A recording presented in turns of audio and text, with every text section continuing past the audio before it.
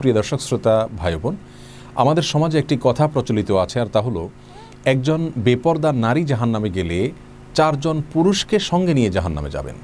আর সে চারজন পুরুষ হলেন ওই নারীর বাবা, তার স্বামী, তার বড় ছেলে এবং বড় ভাই।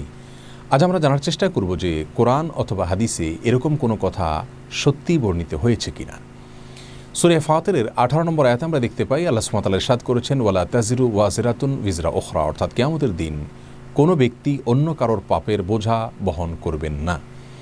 সূরা নাজমের একটি আয়াতে আল্লাহ সুবহানাহু ওয়া তাআলা ইরশাদ করেছেন, ওয়া লাইসা লিল ইনসানি ইল্লা মা সা, অর্থাৎ একজন ব্যক্তি যা করবেন সেটাই শুধুমাত্র তার উপরে বর্তাবে।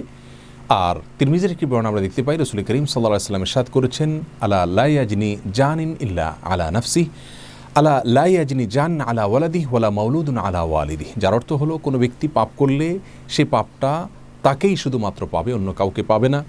কারোর পাপের বোঝা তার সন্তানরা বহন করতে হবে না, আর কোনো সন্তানের পাপের বোঝাও কোনো মা বাবা বহন করতে হবে না।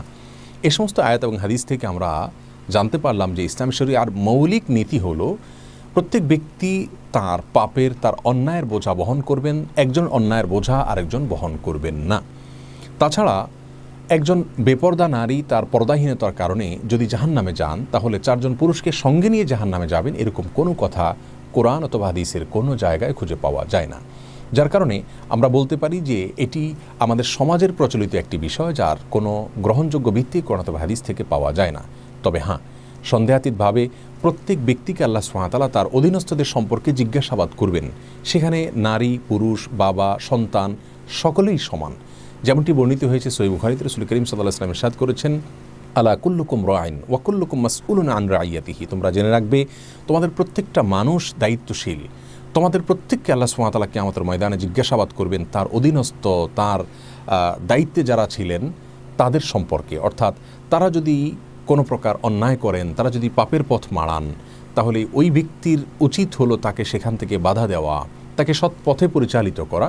যদি তিনি তার দায়িত্ব সঠিকভাবে পালন না করেন, আল্লাহ সুবহানাহু ওয়া তাআলার কাছে তাকে জিজ্ঞাসাবাদের মুখোমুখি হতে হবে। এই হাদিসের ভিত্তিতে সন্দেহাতীতভাবে আমরা প্রত্যেকটা মানুষ, সেখানে মা হতে পারেন, বাবা হতে পারেন, স্বামী হতে পারেন, স্ত্রী হতে পারেন, ভাই হতে পারেন, বোন হতে পারেন, প্রত্যেকটা মানুষই তার অধীনস্থ যারা থাকবেন তাদেরকে সুপথে পরিচালিত করার চেষ্টা করতে হবে। তারা যদি তাকে মন্দ পথ থেকে বাধা না দেন অথবা মন্দ পথে চলতে উল্টা বরং প্ররোচিত করেন, তাহলে সেক্ষেত্রে তারা অপরাধী হবেন এবং তাদের শাস্তি হবে। এই অপরাধটা, এই শাস্তিটা অন্য ব্যক্তির অপরাধের কারণে নয়, তার নিজের যে দায়িত্ব সেটা তিনি পালন না করবার কারণে, তার অবহেলার কারণে। অতএব কোনো নারী তার পর্দাহীনতার কারণে জাহান্নামে গেলে চারজন পুরুষকে জাহান্নামে নিয়ে যাবেন, এরকম কোনো কথা এভাবে কোরআন অথবা হাদিসের কোথাও বর্ণিত হয়নি। তবে হ্যাঁ, যদি কোনো নারীর পর্দাহীনতাকে তার দায়িত্বশীল অভিভাবক যারা আছেন তারা যদি সেটাকে হজম করেন এবং সেটাকে ইতিবাচকভাবে নেন, তাহলে সেক্ষেত্রে তাকে দায়ুস বলা হয়েছে। রাসূল করিম সাল্লাল্লাহু আলাইহি ওয়াসাল্লাম বলেছেন, দায়ুস ব্যক্তি জান্নাতে প্রবেশ করবে না, সেটি ভিন্ন বিষয়। বিধায় আমরা এ ধরনের কথা বলবো না যে কথা কোরআন অথবা হাদিসের কোথাও বর্ণিত হয়নি। আল্লাহ সুবহানাহু ওয়া তাআলা আমাদের সকলকে আমাদের অধীনস্থদের সম্পর্কে দায়িত্বশীল আচরণ করার তৌফিক দান করুন এবং সব ধরনের কুসংস্কারাচ্ছন্ন বিষয় থেকে, বিশ্বাস থেকে বেঁচে থাকার তৌফিক দান করুন। আসসালামু আলাইকুম ওয়া রাহমাতুল্লাহি ওয়া বারাকাতুহু।